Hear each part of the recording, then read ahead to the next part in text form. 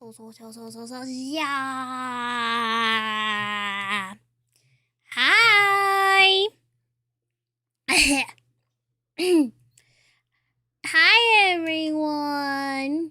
I totally didn't wake up late today. Totally not. I totally woke up on time and totally didn't rush to get into stream. Totally.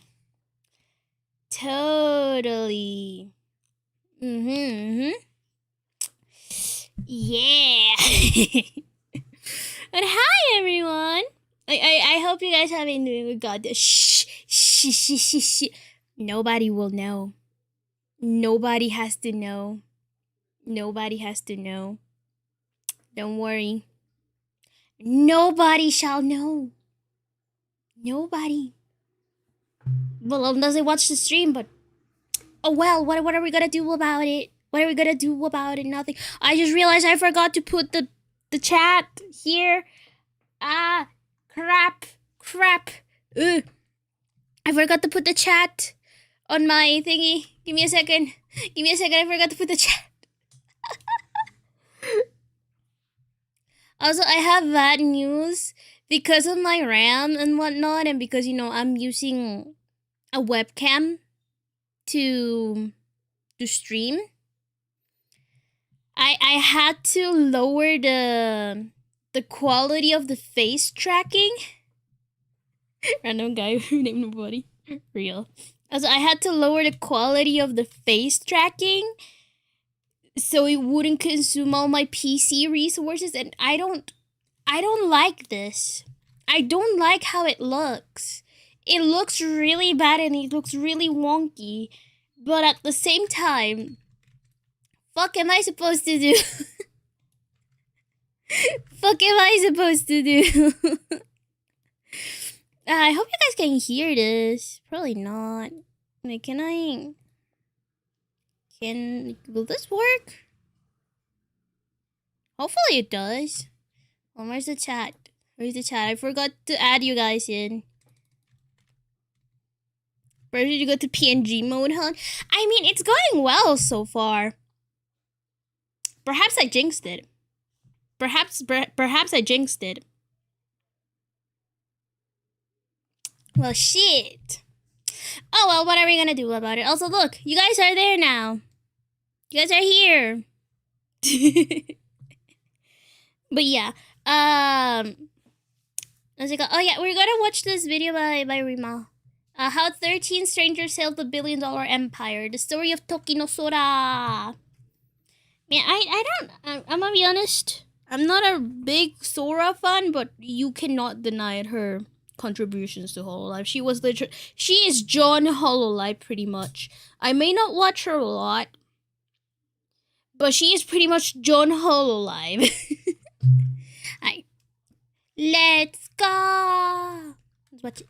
The year is 2016. A teenager named Tokino Sora is studying at an elite private school, like dedicating like her Twitch. entire What do you mean? education to a... Wait, what do you... Fuck. What do you mean? What do you mean Twitch bits? Huh? Explain thyself. What do you mean by that? What do you mean by that? Also, the volume might be a little low, so I kind of don't like that. What the hell? Thank you. What is that? Huh?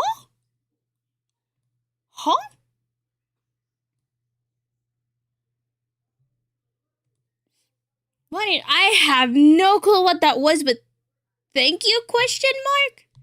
What is that? I have no clue. That's a...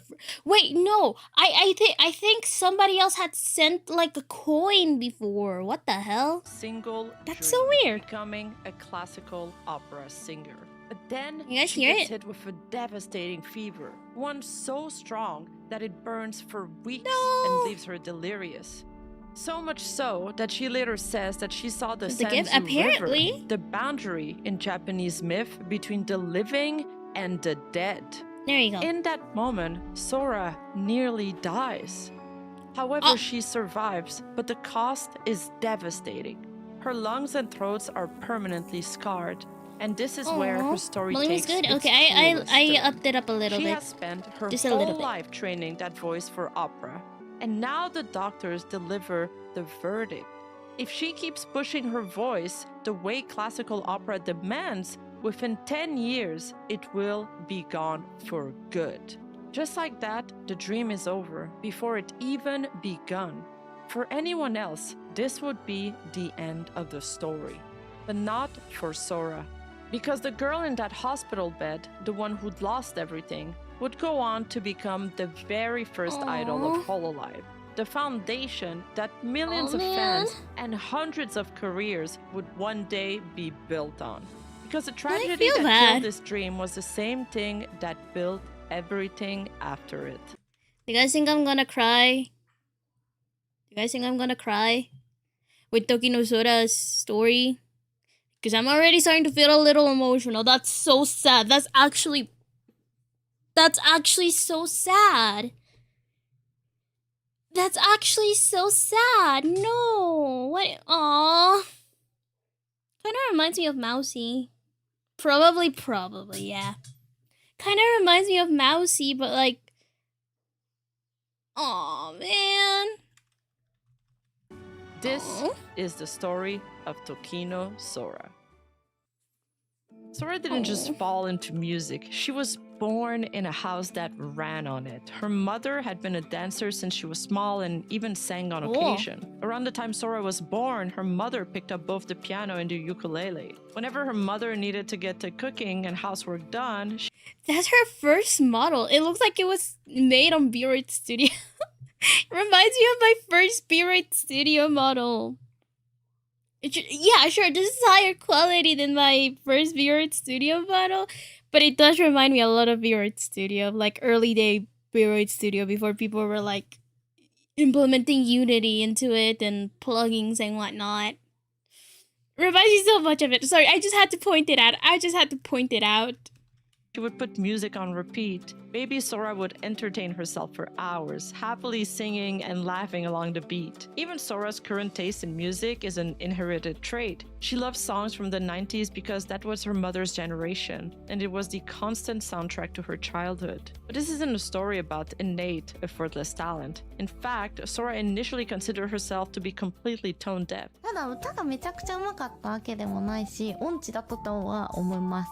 She had no natural gift for pitch. That was something she had to build entirely through hard work. Jesus. At 4 years old, Sora started taking piano lessons. Through this dedicated practice, she managed to develop what we call relative pitch, the ability to identify or sing a note by comparing it to a reference pitch. Hi, Coffee. Welcome to the Usually stream. people identify notes in isolation, but Sora, being unable to do this, found a workaround. She instead identified her notes through their relationships to other notes. 音痴だったかもしれないけど、ピアノとかをやり始めて、ちょっとずつ音感を身につけていって、その時にアイドルとかがすごく自分の中では憧れで、ね、アイドルになりたいなと思いました。However, okay, sorry I keep pausing. Sorry I keep pausing a lot, but like watching this reminds me of like this time when I was on VR chat, right? I was on VR chat. I was in a world with friends, and then they're all missing the other streams got really busy. That's completely fine. That's completely fine. I'm just glad you guys were able to make it to this one because I really wanted to watch this video, but I did it because I wanted to watch it with you guys. Sorry. Going back a little bit to the story, but basically, I was in a public world on VR chat, and I met this one person who was a mute, like an actual mute. Not the VR chat mutes that are usually, oh yeah, I don't speak because social anxiety, but like actually mute. And their way of communicating was with the piano. They had a piano and they communicated with the piano. I remember being like 14 years old when I met this person. They were really cool. I was like, I think they had a little bit of an influence on me because in my eyes, they were the coolest person I met on that godforsaken game. And basically, at some point, Hello, Jack. Nice to meet you. I am the listener. I am from Indonesia. Welcome. It's nice to see new people here. But yeah, they sorry, I'm just talking about a story because now talking about piano and how Tokino Sora learned the piano reminded me of this person who communicated through their piano because they couldn't speak and whatnot. And the thing is that at some point they asked me piano communication. I know that's really cool. And at some point, I think they sent a message to their friend, and their friend told me if I had any song I liked. And at the time, I really liked this one song called Deep Sea Girl, I think. I think that was the name of the song, Deep Sea Girl. And the thing is that they never heard of it. They never heard of the song. They never practiced it, and they were like, "Here, give me like 2 minutes." And dead ass in 2, 3, 5 minutes, I think they learned the entire song and they played it for me. And then they keep messaging their friends so they could communicate with me, being like, "Did you like it? Was it good?" And I was like, "Yeah, that's so fucking cool. That's so awesome. When did you learn the piano?" I just started talking to them, and they started to like play the piano still a little bit while talking to their friend and communicate the yes and no answers through their piano. It was really cool. It was genuinely the coolest VR chat experience I ever had. And usually I shit talk VR chat a lot because it's full of degenerates, but genuinely that was the coolest VR chat experience I ever had. 10 out of 10. Really cool experience. Really nice person. Really sweet gal or guy. I don't remember their gender. Or creature, I don't know. But that was genuinely the coolest experience ever. Sorry, I had to rant about it for a little bit. Let's continue. I'm really sorry. She missed out on developing absolute or perfect pitch. Absolute pitch typically must be acquired by the age of 5, and as Sora herself admitted, she simply didn't get it in time. At just 4 years old, life had already set a hard biological deadline that she couldn't meet. She was already behind her competitors and her other peers. So instead, she built a workaround. By mastering relative pitch instead, she learned to navigate music on her own terms. And that would foreshadow the entire trajectory of her life in miniature, established before she even entered elementary school, mind you. Ironically, her very first dream had nothing to do with music or the stage. After watching a television program about 24 hours of firefighting, an innocent young Sora enthusiastically told her mother that she wanted to become a fire truck. But her childhood was also marked by a series of quick, painful body betrayal. At just 2 years old, she went climbing and sliced her foot open on a sharp stone, an incident that became her first. That hurts. Oh, fuck. Let's go back a little bit. But her childhood was also marked by a series of quick, painful body betrayal. At just 2 years old, she went climbing and sliced her foot open on a sharp stone.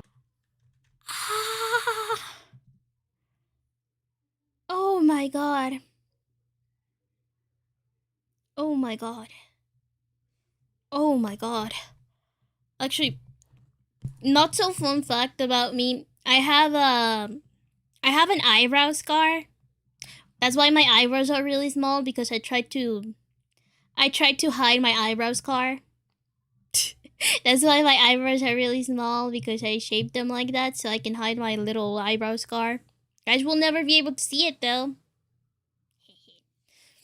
And the way I got it was when I was a baby, when I was like 1 year old or like a few months old, like 10 months old? Pretty much I was almost a 1 year old or a 2 year old. I don't fucking know.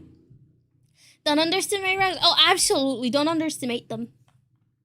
I was playing with in a playground or something. I don't know. I think it was a playground or it was in my house. And I was playing with this giant teddy bear, and the thing is that I fell from the teddy bear because, I was a baby and I was trying to climb the teddy bear. And I fell from the teddy bear and I split my head open. Well, more like where my eyebrow is at. So, yeah, little fun fact about me. Well, not so fun fact because I was bleeding a lot and my mom entered in a panic attack because You know, I was a 1-year-old. She thought I was gonna die. But here I am. Maybe I got a little bit of brain damage, but you know what? That's fine. Who doesn't have a little bit of brain damage? An incident that became her first and very last memory of the beach in the summer, as she says. It prompted her to never go back. Later, she suffered a severe injury to her left hand when she stuck her fingers into a door or the hole of an iron. She bled profusely and required surgery to sew the wound up, leaving her with a permanent scar. But the true turning point in her life occurred when her mother took her to see a concert at the massive Yokohama arena. As they watched the performance, her mother turned to her and said that she wanted to see Sora standing on that stage one day. That single comment planted the seed of her ultimate dream. She was going to pursue music and become an idol. And to this day, performing a solo live concert at the Yokohama arena remains her ultimate driving goal. But to achieve that goal, Sora would constantly have to fight her own limitation. She desperately wanted to be an idol, but she simply didn't trust her own body or her innate talent to pull it off professionally. She felt that her dancing and singing skills would never be good enough to survive in the highly competitive pop idol industry. Furthermore, severe physical injuries such as a torn ligament in her left knee from her high school that couldn't be surgically repaired permanently restricted her leg movement and made intense idol choreography incredibly painful. So she shelved her idol dream and made a calculated pivot to classical opera. She chose opera because she believed it was a path where she could win purely on vocal expression and acoustic power, without needing to master complex physical idol performances. Opera, though, was never the original dream. It was simply the safer, more realistic route to a stage. Roughly a year before she even debuts as VTuber Sora, she's deeply immersed in her classical preparatory high school, relentlessly training her voice. But then she gets sick. She goes to the doctor, but because mycoplasma pneumonia is notoriously difficult to detect, the doctors completely miss how severe her condition is and send her home. Because it goes undetected, her conditions rapidly deteriorates. She is forced to rush back to the hospital as the infection takes over and spikes into the staggering 40 degrees Celsius fever that holds for 2 unbroken weeks. She loses 5 kilograms of weight and becomes so delirious she claims she witnessed the Sanzu River. The Sanzu River is the Japanese Buddhist equivalent of the river Styx, the river the dead cross into the afterlife. So from the way Sora describes it, it almost is like being at a death threshold, like seeing the light at the end of a tunnel. The illness was so gruesome, it took Sora 2 to 3 full months just to recover from it. Post-pneumonia, the fever finally breaks, but the long-term damage is unfortunately irreversible at this point. Her lungs and throats are permanently scarred. The doctor tells her pushing her weakened throat with the heavy acoustic demands of classical opera will destroy her voice completely. Opera. Hihi, opera. Sorry, that was such a funny way she said it. Opera. Sorry, I had to point it out. The obvious move is to quit music entirely. Anybody else would have done it, but not Sora. Sure, she can't project for classical halls anymore, but pop music runs through a microphone. Soft and close, letting the amplifier carry the load and placing a far lighter strain on a damaged throat. So she gets this brilliant idea. She doesn't stop singing, she instead decides to change how she sings instead, pivoting her studies entirely away from classical and into pop music. But this workaround comes with a devastating isolation. She is still trapped inside an elite preparatory school where everyone around her is relentlessly training for one thing: the prestigious classical entrance exam. And by walking away from that track, she becomes the absolute sole outlier in her entire program. Every day she has to watch her peers chase the exact same dream that was just ripped away from her. The shared goal that once united her with her classmates vanishes, and it creates a barrier that alienates some of her friends. So Sora here doesn't just lose her dream, she also loses her community. She chose to keep her voice, yes, but the price was walking the rest of her high school years entirely alone.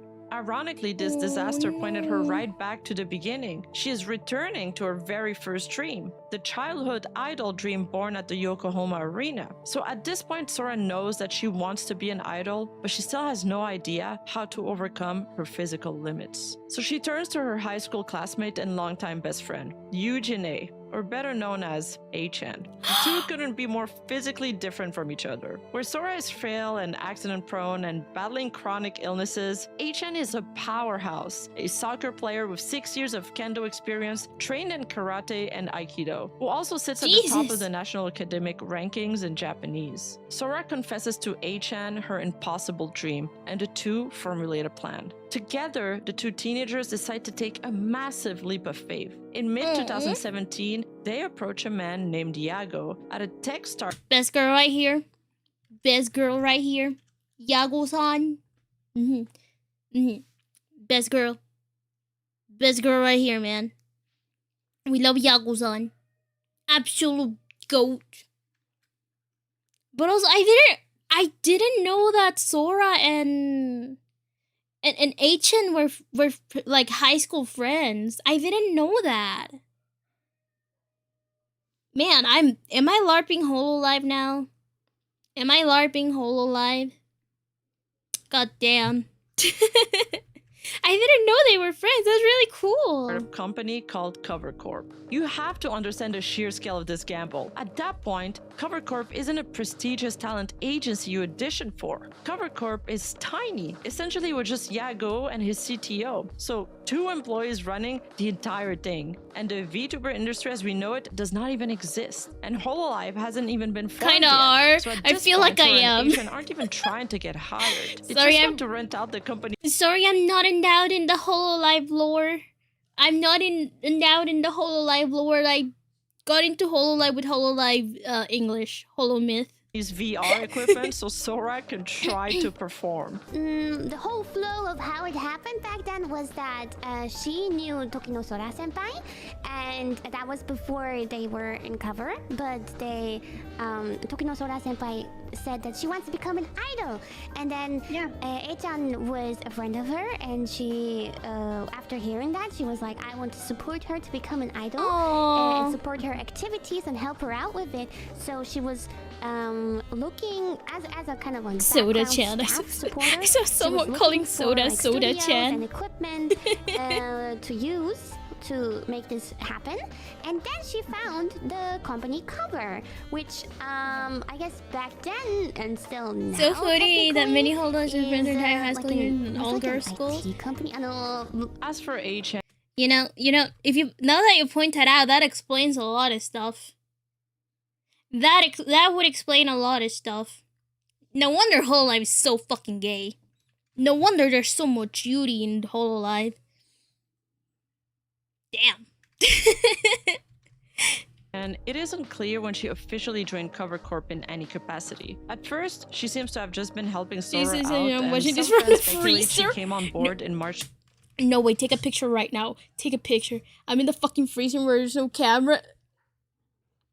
Oh, dude, what the fuck?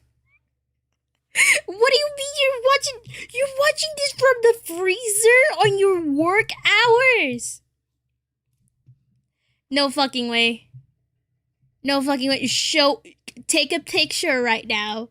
At least just send it to me on Discord. I need to see that.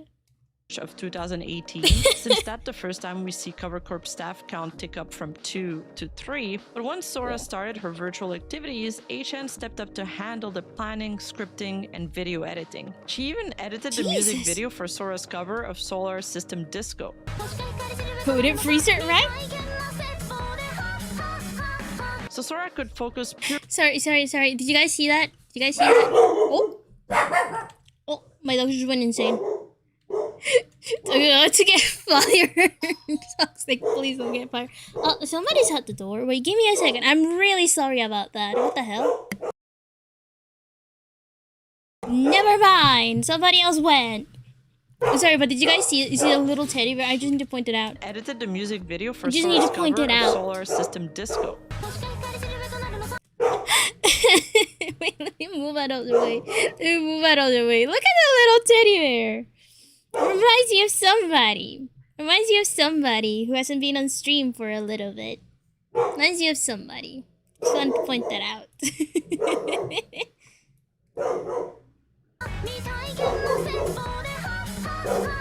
So Sora could focus purely on performing. She would often also serve as her emotional support and guidance, as well as she retells in this interview with Kiara. なんかもう空は逆に結構昔すぎて初対面の印象とかちょっと覚えていないんですけれども、活動を最初始めた時はなんかすごく緊張していて、実は今はあんまりそんな感じはしないですけども、なんか過呼吸になりそうなのをなんか背中をさせて大丈夫だよみたいな感じだったんですよ、最初はね。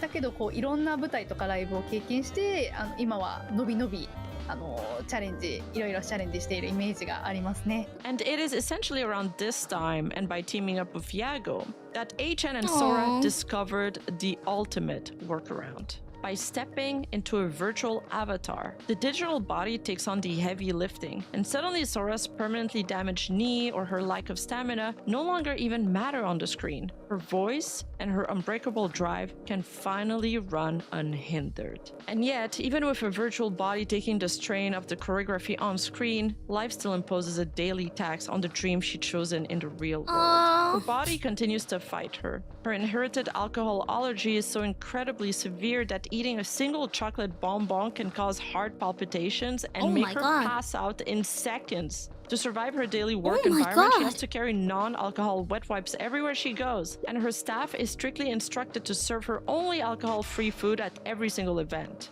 And then there's also her crippling motion sickness. For someone whose idol career will demand constant grueling travel between studios and concert venues, just a mere smell of a taxi turns her stomach before the car even begins to move. Her motion sickness is almost as bad as Natsu from Fairy Tail. Every day, every event, every ride to work is another invisible battle against her own biology. When Autumn arrived on September 7, 2017, the day of her debut finally came. As she stepped into the virtual world for the very first time, the reality waiting for her was bleak. A mere 50 people tuned in to watch her sing, and those 37 were just Cover Corporation staff and personal acquaintances. Only 13 complete strangers were actually watching her during her debut. For the pioneer who would eventually carry a massive agency on her shoulders, this beginning was incredibly humble. Those 13 strangers are now reverently remembered by her fans as the 13 Knights of the Round Table. But at the time, sitting in the quiet of her room, she told herself that if she couldn't find success within half a year, she would have to just let the dream naturally fade away. But fate had a different plan in store for her. On Christmas Day of 2017, a miracle happened. Zero, one of the most famous VTuber of that early era, encountered technical difficulties during her own holiday broadcast. In a simple passing act of kindness, she decided to redirect her massive audience over to Sora's channel in a raid. And in an instant, Sora's audience swelled to over 3,000 people. And not only did she just hold their attention, she captivated them, capitalizing on that sudden burst of visibility and retaining those new fans and turning the raid into a massive, sustained jump in both viewership and subscribers over her subsequent streams. You have to understand what this meant behind the scenes, though. Up until this point, Cover Corporation was just a tech startup building VR software. When Yago first invited people to the studio, his goal was purely technical. He just wanted to let creators see their 3D characters move in real time using his VR device. As mentioned earlier, Sora and Achan were just borrowing this equipment, effectively making Sora a live streaming test case for the company's tech. But watching Sora capture and hold thousands of hearts proved that the real value wasn't in their software, it was in her. It gave Yago the catalyst he needed. Her success was the undeniable proof of concept that they needed. And because of that one single stream, the company decided to pivot its entire destiny and fully commit to becoming a dedicated VTubing agency, tilting a massive global industry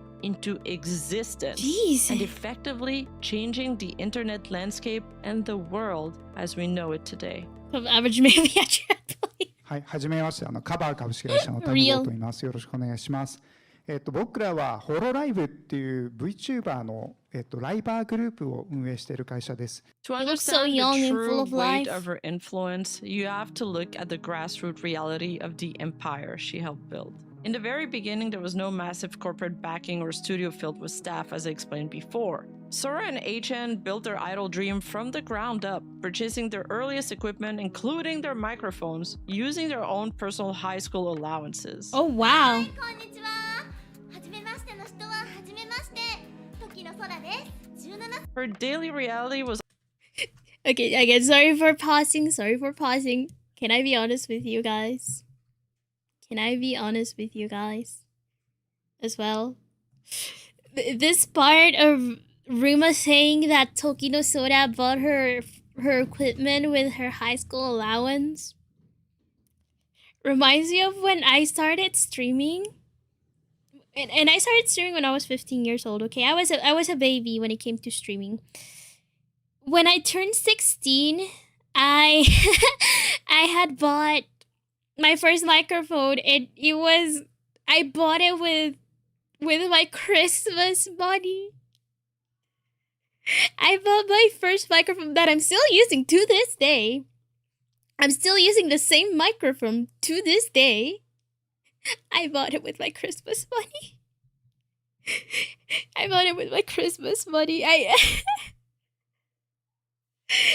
And funnily enough, it was when it was on sale. So I don't know why. I don't know. That part just reminded me of my own microphone and my own camera. Well, my first camera that I also bought on sale. Man, my my beginning on stream was like, yes, I got Christmas money. Yay! Time to buy equipment for VTubing.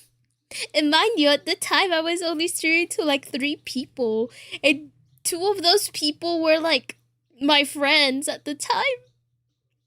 It was my brother, my friends at the time. At most, I would reach 5 viewers. So, like, the fact that now I reach like 10 to 15 viewers on average, I feel like I've grown a lot. And I feel like I'm progressing so much more. Man, this part is hitting me a little hard. Reminding me of like my beginnings as well.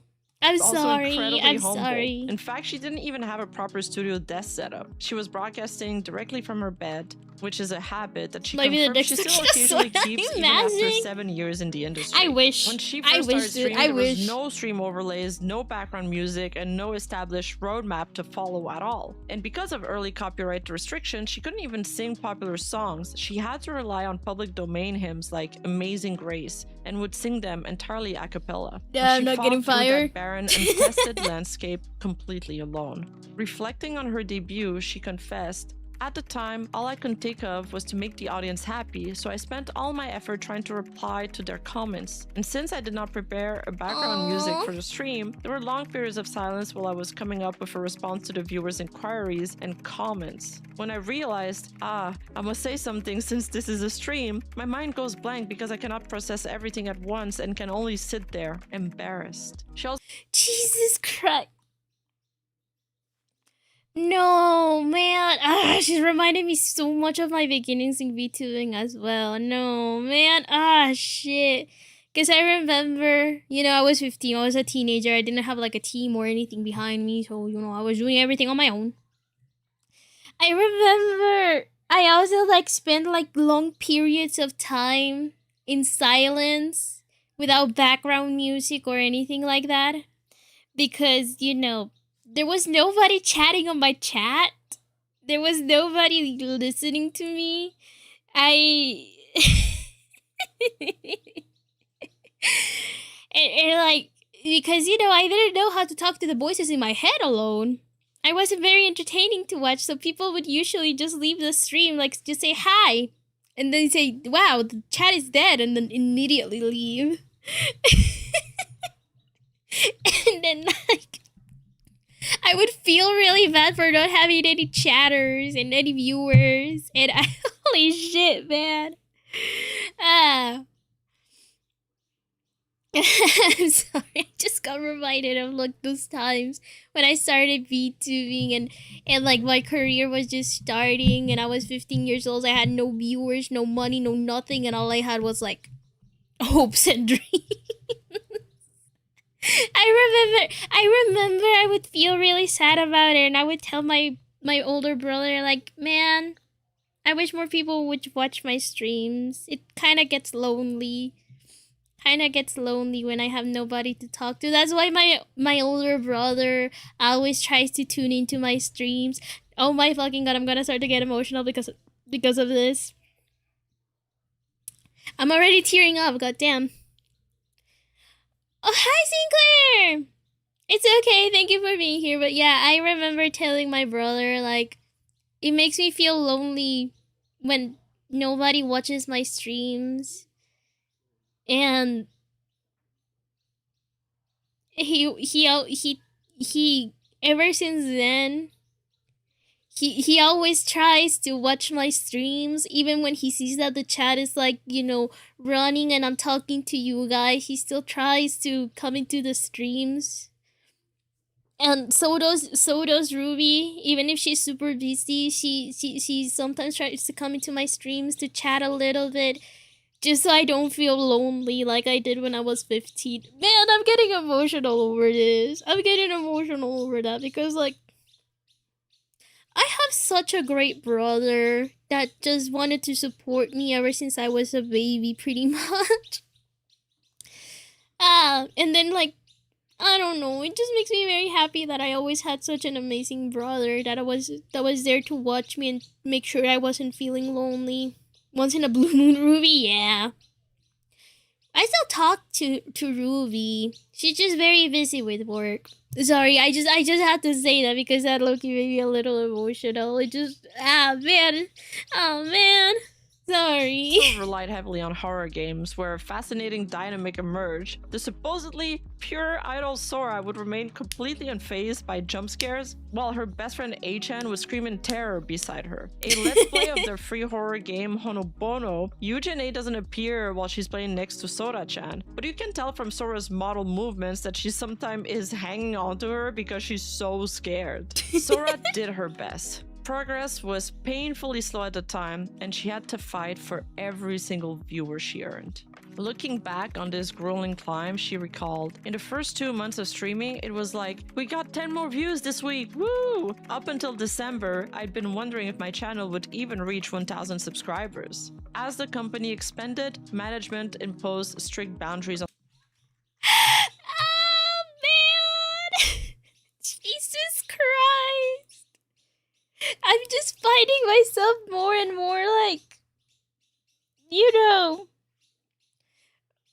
I just find it more and more relatable to Sora every single time that she says something like this, because I still share the feeling that it's like, man, I wonder if I'm ever gonna make it to like 5,000 subscribers, or like at the very beginning of like, you know, me starting this channel, it was like, man, I wonder if I'm gonna be able to make it to like 100 subscribers before the end of the month, and then suddenly I got 1,000 subscribers, and now I have 2,000 subscribers. It's like, how? You know? I gotta go now, sadly. I'll see if I can pop in during lunch next week. Got the Shibi boom. Welcome. Thank you, Thank you for being here, Sinclair. I hope you have a nice day. I know that your days have been very busy, but I hope you have a nice day and, you know, time to rest as well. But yeah, honestly, whatever. God, I'm gonna expose what I tell to Rad real quick, because he's like low-key my manager. It's like, he's my manager. Who am I kidding? He's my manager. He's really sweet. But like, whenever I get 1,000 views on like a video or short, or, you know, a stream, this is started right as lunch starts. I'm making a plan. Oh, nice. But yeah, I started telling Rad, whenever I get like 1,000 like, not subscribers, I mean 1,000 like views on stream, I would be like, yo, dude, this video kind of blew up, look! And I'm so excited, and I just excitedly talk to him about it. He's like, you're doing good. Good job. Good job, Shibi. Nice. Keep going.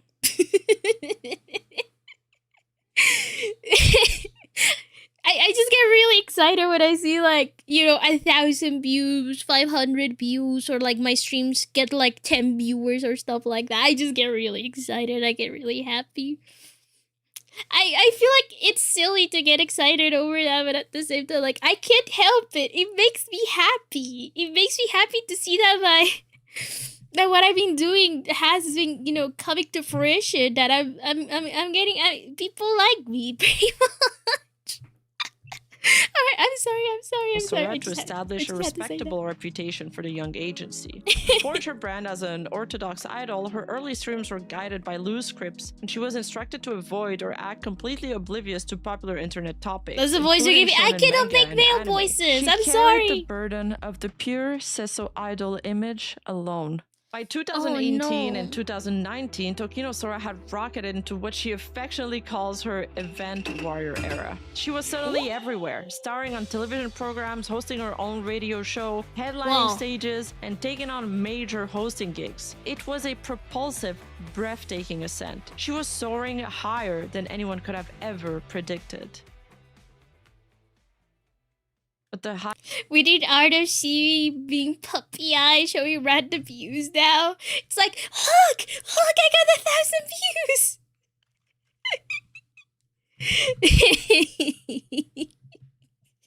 That's just how it feels. Like, oh my god, look, I did it, 1,000 views. higher the altitude, the harder the fall. The winter of 2018 brought the darkest and most exhausting stretch of her young career as she attempted to break the boundaries of mainstream media. She was cast as one of the main leads in a TV Tokyo sitcom called Watanuke Sanchi no. This wasn't a standard anime. It was a groundbreaking virtual drama where she had to physically perform on a real set using 3D motion capture from 7 in the morning until 10 at night. This was an agonizing challenge because she wasn't just performing, she had to memorize rigid scripts and act as a completely different person, a 25-year-old aspiring voice actress and airheaded older sister. The grueling commute forced her to live out of hotel rooms and entirely defeated the purpose of having a virtual avatar. And if that wasn't enough, at the exact same time she was filming a second major television project called Virtual San wa Miteru. Unlike the sitcom, she was brought in to play herself alongside an all-star cast of pioneer VTubers, carrying the immense pressure of acting as the unifying heart and dependable senpai for the entire series.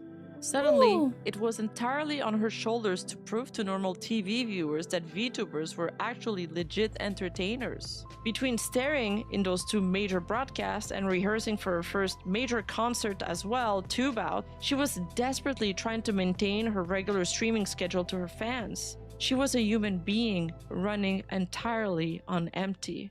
Predictably, the exhaustion started bleeding into her streams, and her energy visibly dropped. Viewers, completely unaware of the crushing weight she was carrying behind the scenes, began to harshly criticize her for lacking enthusiasm. Misunderstood and utterly broken, she seriously started considering giving up on her dream right then and there. And the pressure reaches breaking point on December 17, 2018, the night of her first major concert, Tube Out.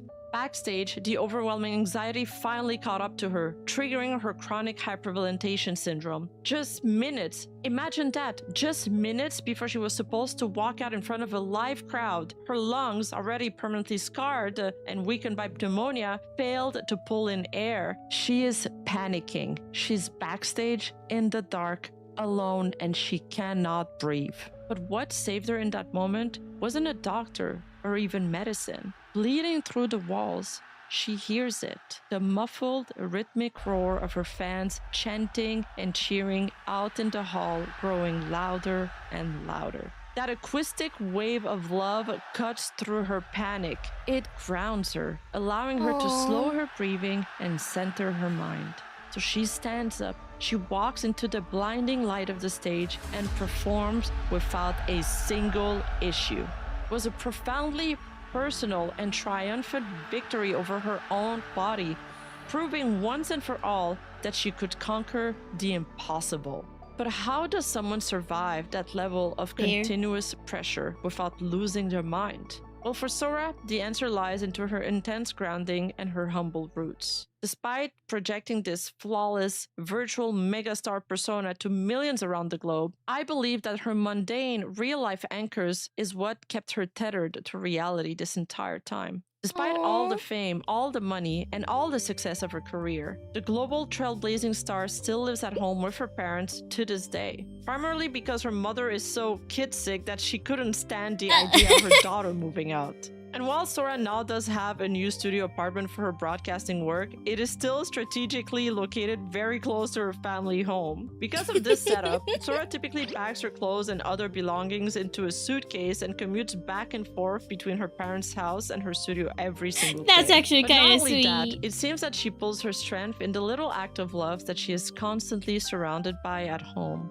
Her mother still handles all the cooking, strictly omitting mushrooms and raw fish, which they both heavily dislike, and Sora's absolute favorite food remains her mom's homemade gyoza. If she isn't awake by 10 in the morning, her mom is the one who wakes her up. And despite the massive sold-out concerts and the major record label deals, the two of them still attend simple ukulele lessons together, maintaining the exact same musical bond from her childhood. And then there's her father, the unsung hero of this entire operation. He's a tall, well-built man who works remotely. He essentially acts as her personal roadie. He builds her complicated multi-monitor setups and painstakingly assembles the furniture of her broadcasting studio. He even specifically placed fine nets over the outdoor air conditioning pipes to keep insects out of Sora's room, because this beloved idol who performs for millions is absolutely terrified of bugs. And when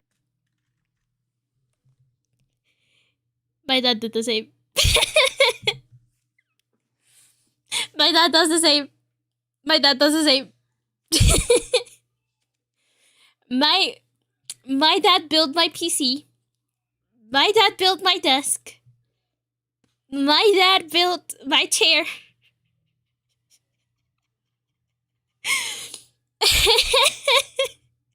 My dad helped me organize my room so I would have more space to stream and whatnot. And he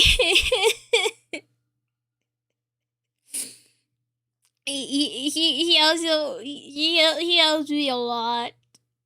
He does a lot for me. My dad does the same. My dad does the same.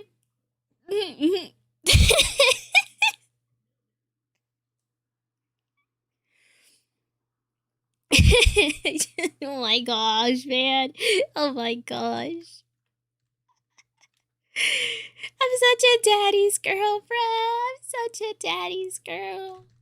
whenever a stray insect does manage to slip in, he's the one she frantically calls for an extermination rescue. And if that wasn't enough to keep her ego in check, the family cat, an almost 10-year-old brown Scottish fold named Momo, largely ignores her and heavily prefers the affection of her mother. Tokino Sora didn't conquer this industry alone. And while the world sees her as a put-together VTuber on a stage, what it doesn't see is a family doing the most unglamorous work imaginable to keep her there behind the scenes. Because Sora stood as this unshakable anchor, the subsequent generations of HOLOLIVE talents were then granted the freedom to be chaotic, comedic, and completely unhinged on stream. Today, when new HOLOLIVE talents debut, they're inheriting a global infrastructure, and they're effectively spawning in with hundreds of thousands of subscribers on day one. And this history is the exact reason why every single Kuhai, or junior, in HOLOLIVE treats her with immense respect. They revere her as the Dai Senpai and goddess, not out of fear, but out of appreciation, because they know that she walked so they could run. For example, when Sakura Miko Miko struggled with low viewership during her early days and lost confidence in herself, it was Sora's unwavering dedication that saved her. Miko looked to Sora's example and realized the view count didn't matter. She found the strength to keep making videos purely for the fans. God, it's been who a were while since I've waiting seen for this her. Miko model. And yet, this deep respect for her also created a sense of isolation. As I explained before, during 2018 and 2019, Sora was in the absolute peak of her grind, her event warrior era. So she was constantly filming and performing outside venues, right? She was so relentlessly busy carrying the company's mainstream reputation that she simply didn't have the time to mingle or collaborate with the new generations of HOLOLIVE members. Her physical absence from their daily streams, combined with her legendary pioneer status, unintentionally placed her high on an unreachable pedestal in the eye of her juniors. And yet, during this time, she shattered the ceiling for what a VTuber could achieve in the mainstream world. She became one of the very first VTuber to sign a major record deal with Victor Entertainment in 2019, ultimately releasing a massive Hi, I don't know you. I saw my Oshi Sora-chan and I clicked. Hi, welcome! We're learning about the story of Tokino Sora. Welcome. I actually been also talking about how, like, so much stuff that Sora has done, I have related to, because, her story reminds me of how I started and how I'm currently going, and honestly it's giving me hope that one day I'll blow up like her. One day I'll be big and strong like her. But yeah, we've been watching this entire time, and I've been enjoying this story so much. It's been so sweet to learn about her. I love Sora. Man, I relate to her so much. She's so sweet. Man, all the Holo memes are so sweet. discography of 6 chart-ranking albums and 3 wonderful EPs. She battered down the walls of traditional media by performing the official opening theme song for the broadcast anime My Wife Has No Emotion. Wait, and she really? further proved her mainstream crossover appeal by securing the official theme song for the live-action television drama Gurapara. And even through all of that, the concerts, the grueling television shoots, and anchoring a global VTuber agency at the same time, her parents still insisted that she still needed to get a real education. So in the spring of 2019, the working top-tier idol enrolled into a highly specialized 2-year music junior college. One day, a class dropped a surprise assignment on her: compose an original song. The professor naturally assumed everyone in this elite program already knew how to build a track from nothing, but she had come to the college to sing, not to compose, and she had absolutely no idea what she was doing. So rather than asking for an extension or giving up, she analyzed standard chord progression that everyone knew, strung together the expected conventional sounds, and simply brute forced her way through the homework. That assignment ultimately became a real, officially released original song titled Aozora no Symphony. Today, she rarely performs it live because she is deeply embarrassed by how clumsily it came together. The takeaway of that moment defines her character perfectly once again. She didn't know how to do it, but she figured it out anyway. And on July 27, 2022, the girl who once sang to an empty room of just 13 strangers watched her own channel officially surpass 1 million subscribers. Tokino Sora didn't just participate in the VTuber entertainment industry. She literally laid the bricks for its most monumental milestones. And this relentless drive to overcome every obstacle in her way did come with consequences. Across an 8-year career, her absolute longest break from streaming lasted exactly 3 weeks. And that break was not a vacation. In September of 2025, right after participating in a major anniversary live event, she was struck by a severe fever. She refused to stop working though, forcing her doctors, her staff, and even her own fans to essentially stage a massive intervention to force her to rest so she wouldn't ruin her health. Yes, that's her outro and all her streams. It blew me away when I learned she composed it herself. She's so fucking talented. She's so skilled and talented. Jesus Christ. She is quite literally Yon HOLOLIVE. That's actually, oh, she's so cool, man. Man. Learning about Sora has actually like made me respect her even more. I already respected her so much because I knew, you know, she was literally the first VTuber of HOLOLIVE, and she doesn't call anyone else senpai aside from the other VTuber that rated her. I'm sorry, I forgot her name, even though we just learned it. She's so cool, man. She's so cool. Before her massive 8th anniversary solo concert, Starry Bloomin'. Even during that forced medical leave, she couldn't help but jump into audio spaces just to talk to her fans. Her fatal flaw has always been that she simply will not stop. Fast forward to January 10, 2026. The Dreams in Motion concert at the Tokyo International Forum Hall A. Before she steps into the stage, Sora pauses and looks at what the world has become. After more than 8 years of working as a VTuber, the landscape had entirely changed. Cover Corporation is no longer just two guys in a small room and HN. HOLOLIVE had exploded into a publicly traded multi-billion-dollar corporate titan and a globally influential landmark that defines the entire VTubing industry. And she is the pioneer who laid its very foundation. And now, after nearly a decade of carrying that weight, her dreams are finally materializing in the physical shape of this massive concert. Back in the exhausting winter of 2018, performing at a venue of this staggering scale, a hall capable of holding 10,000 fans across its day and night show felt completely impossible.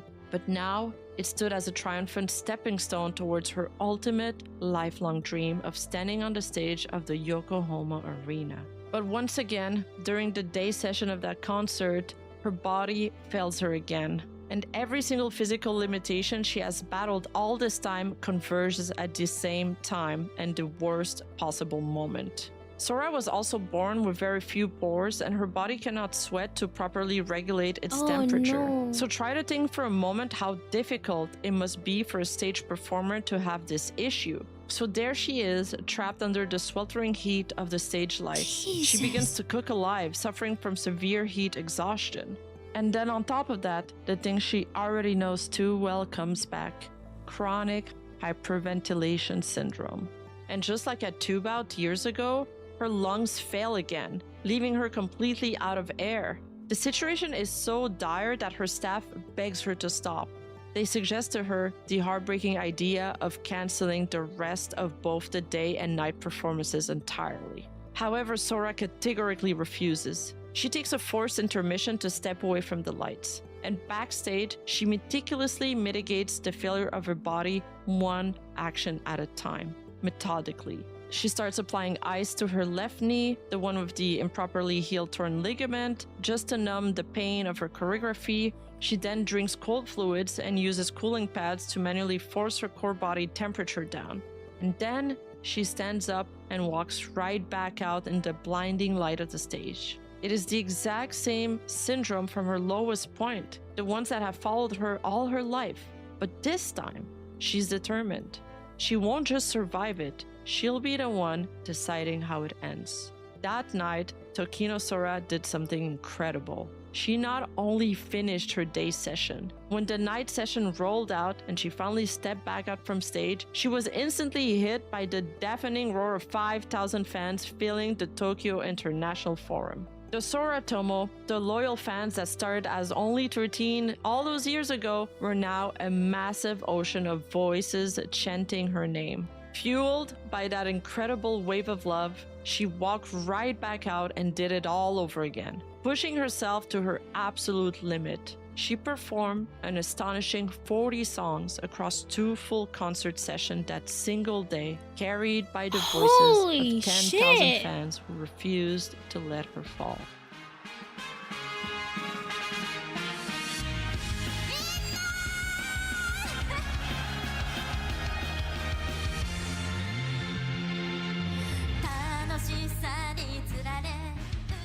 After everything, the fever that nearly killed her, the dream it took with it, the body that fights her for every breath and every step, Tokino Sora never gave up. She kept fighting, she kept singing even when life continued to throw every single obstacle at her. But she isn't finished. Yokohama Arena has always felt so far away, and Sora has explicitly stated she didn't even dare aim for it. So instead, she set her sights on the Tokyo International Forum instead, which was a smaller stage, a closer one. She even named the concert Dreams in Motion to signify her literally taking the first step in reaching her dream. So there's still one stage left. The same one from when she was a child, where her mother held her hand and said she wanted to see her standing up there one day. She never once lost sight of it. It waits for her on the horizon, the way it always has.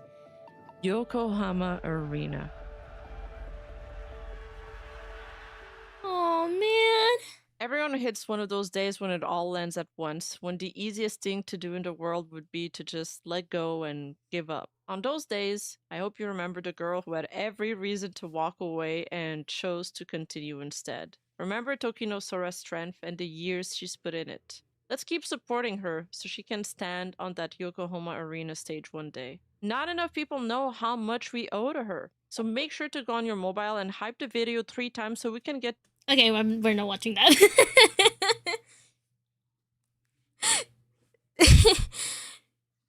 Oh man.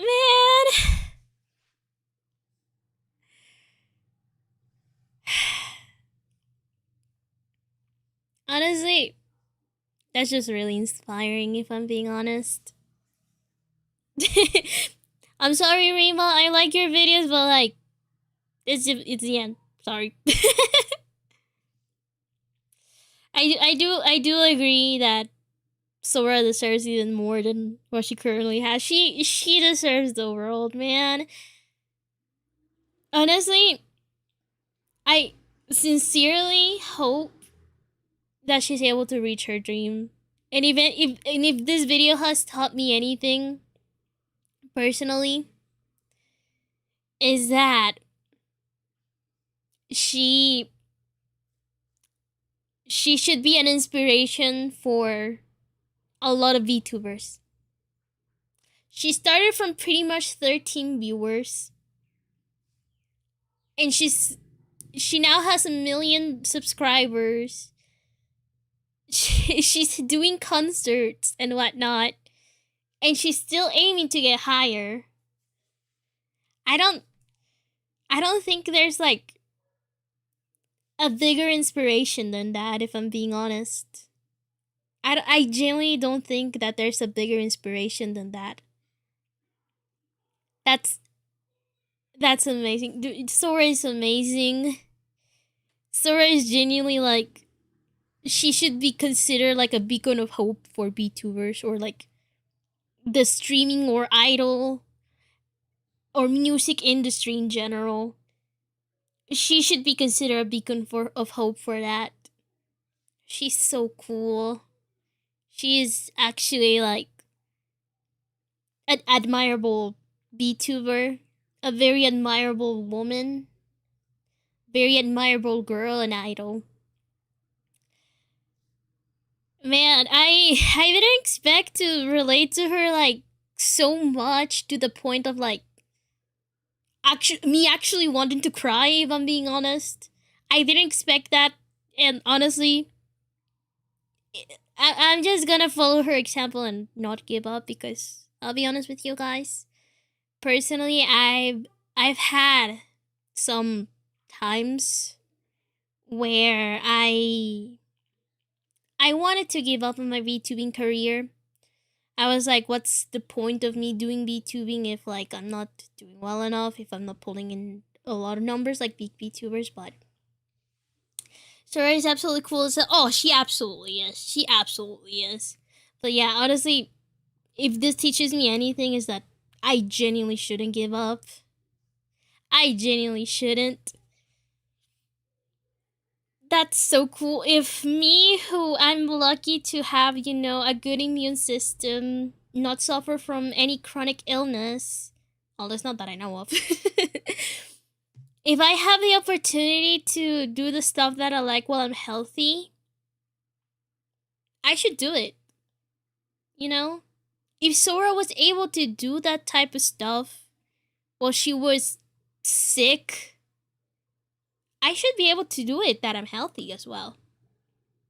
Sure, sometimes it does get tiring.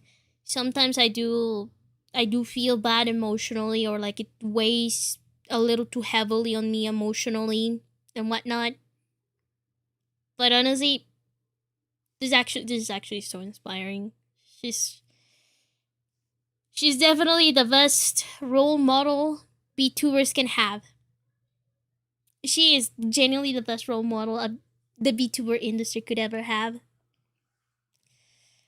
Sora is cool, and she'll definitely be one of my biggest inspirations. Especially now knowing her story a little better, knowing how her illness didn't stop her, and me that I'm lucky to be healthy and not have any chronic issues. I should follow her example and pretty much fight for what I want.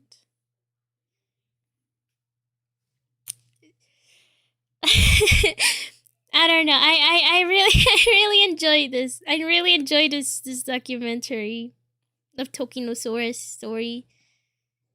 She's so cute. She's so sweet, and she's cool as hell.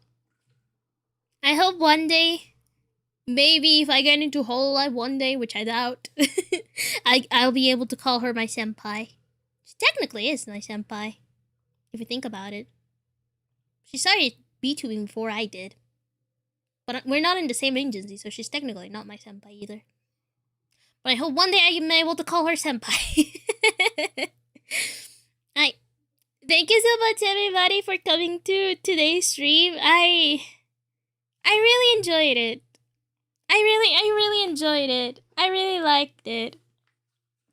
I loved listening to her story and learning about her.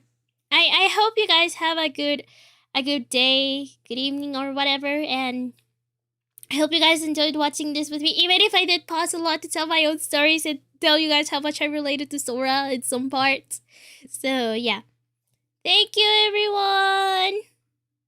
Bye-bye! I hope you guys have a good day. Oyasumimin!